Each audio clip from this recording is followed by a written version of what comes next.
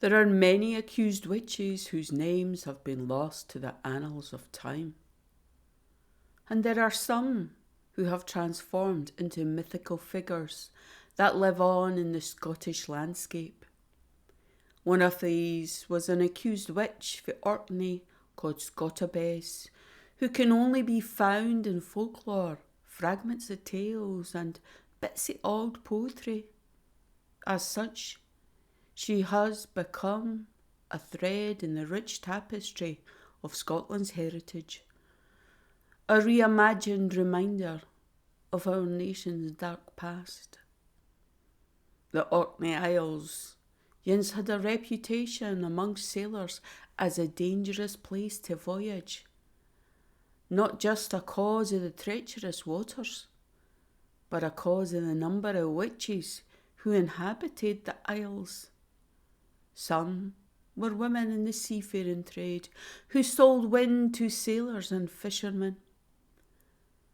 There were many ways that a witch could raise the wind. Magic knots were the most common, and sailors would receive a cord for the moderate sum of 6pence, which had 3 knots in it. The untying of the first knot, why, it gied a fair wind.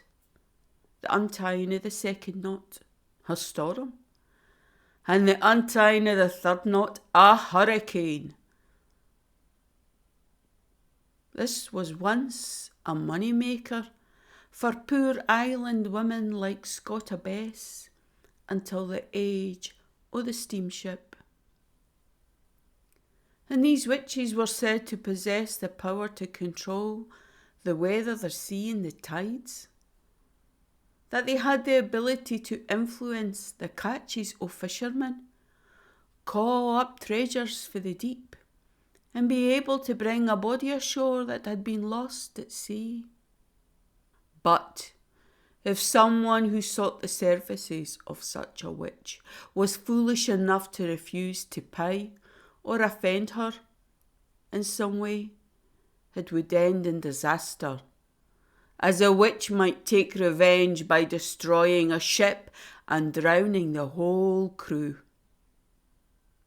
Scota Bess was feared by superstitious seafarers who sailed the wild, salty waters around Orkney. And one day, the powerful storm witch was seized by a gang of men for Stronsay, who sought to end her reign of terror. Fueled by the whisky in their veins, they took Scota to an abandoned barren, where she was bound and gagged to prevent her calling on the winds or her maester the deil to come to her aid. It was in this place, far away from her beloved seas, that the old woman was beaten to death with flails that had been dipped in holy water. And to cover up this terrible murder, the men buried her body deep in the barren field beside the barn, and went back to the tavern thinking that they need fear the witch nae mair. But they were wrong, for the next morning Scota Bess appeared on top of the grave that the men had placed her in. This unquiet witch had come back to haunt her killers. Mair afraid than ever, they carted her corpse to the centre of the island and flung it into a loch called the Mucklewater, hoping that the watery grave might appease the witch and prevent her from haunting their mortal souls.